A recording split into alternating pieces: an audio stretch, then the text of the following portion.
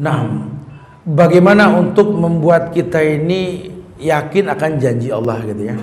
Memang bahasan ini sudah kalau buat saya ini bahasan sudah melengkap. Saya nggak tahu dulu ustadz-ustadz yang bahas di sini mungkin sudah ya bahas tentang usulus salasah, 3 landasan pokok dalam beragama, kemudian syarat-syarat la ilaha illallah, itu tahapan-tahapan awal. Baru kita bahas janji indah ini.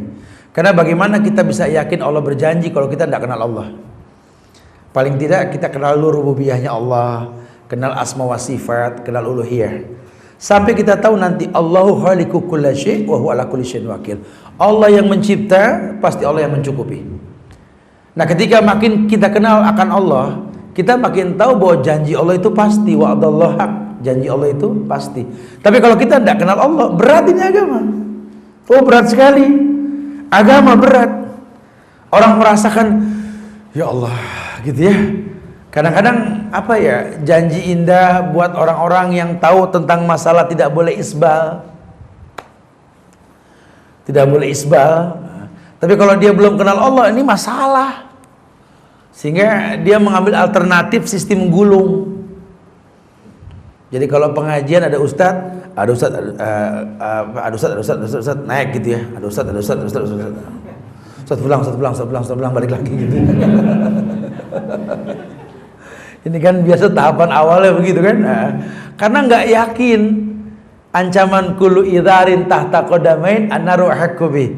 Setiap kain yang di bawah mata kaki neraka lebih berhak. Senangnya dengar kabar yang penting nggak sombong. Oh, yang penting nggak sombong gitu ya. Itu ngekeh. Lucunya nunggu orang kafir dulu pakai celana yang nggak isbal, Gangnam Style itu. Atau anak-anak sekarang tuh yang gaul-gaul tuh ya. Nunggu celana baru ngetren. Lah ustadz udah bebusah ngomong dari dulu. Subhanallah. Kita kalah ini sih, kalah informasi dakwah. Karena sekarang serba salah. Kita dakwah di sebuah TV yang non muslim rame diomongin. Sementara masih banyak orang yang suka mengkonsumsi TV non muslim, betul? Stylenya ditiru. Padahal dalam dakwah ini jangan dianggap buruk orang yang berdakwah dimanapun dia berada. Nabi saja mendatangi Taif. Nabi saja mendatangi Taif. Yang kita tahu Taif itu betul-betul menyakiti Rasul kan. Ya kalau dalam ilmu dakwah ya nggak apa-apa. Ustadz mendatangi bank-bank konvensional, fadhol, memang dia berdakwah. Ini kan tidak di kita. Ustadz datang ke sebuah tempat konvensional untuk berdakwah, dikasak-kusukin. Ustadz makan konvensional, digituin. Ustadz diundang ke sebuah tempat yang mewah untuk berdakwah, nggak pernah tahu gimana tuh orang di dalamnya, cara kumpul di sana. Ternyata yang mau ikut dakwah harus bayar. Ya Ustadz nggak pernah tahu, yang penting dakwah di sana. Pulang dakwah dikasak-kusukin. Ustadz ikut-ikutan ini kan aneh. Aneh sekali.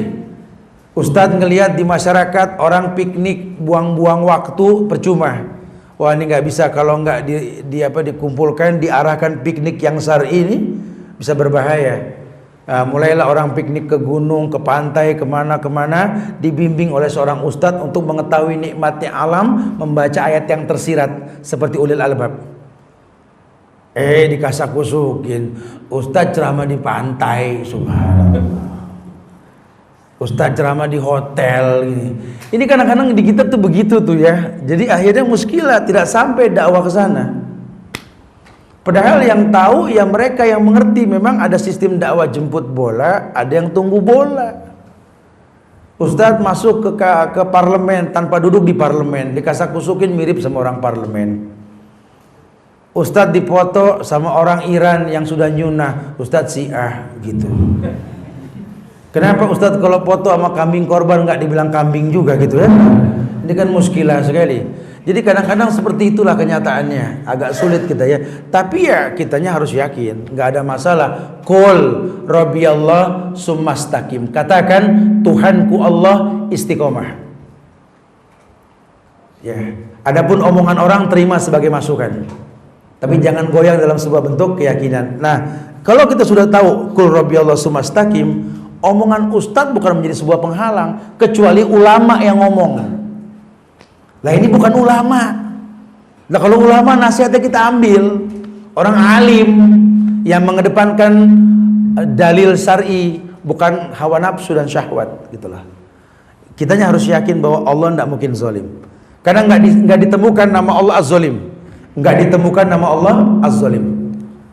Allah tidak mungkin berbuat zalim. Wallahu a'lam. Jadi kitanya harus tahu dulu Allah, kenal Allah, dan memang Allah janji indah Allah tuh jelas.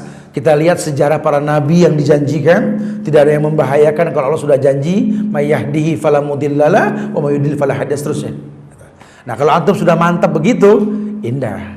Tapi kalau masih muzabzab, kita belum kenal Allah, bingung. Contoh begini. Antum yakin dengan beribadah Allah akan jamin antum dalam kehidupan antum? Dia akan mengatakan iya. Kepada siapa Anda beribadah? Kepada Allah. Siapa Allah? Waduh, bahasan lebih dalam kan? Ya Allah, ya Allah. Ya iya saja tahu Allah, ya Allah ya. Itu lihat, itu alif lam lam ha. Allah begitu kan? Itu kenapa alif lam lam ha? Apakah Allah itu? Itu bahasa Arab. Dulu zaman Nabi Nuh tidak ada alif lam lam ha itu. Terus Allah siapa? Kenapa alif lam lam ha? Kan detail. Kata Ibnu Katsir, alif lam lam ha ini Allah ilah wa wala, ilah yang diibadahi dengan benar dan tak ada kata cukup dalam beribadah kepadanya. Berarti orang bisa merasakan betul-betul indahnya Allah, indahnya beragama dengan Allah ketika dia sudah kenal siapa Allah. Subhanallah. Wallahu a'lam.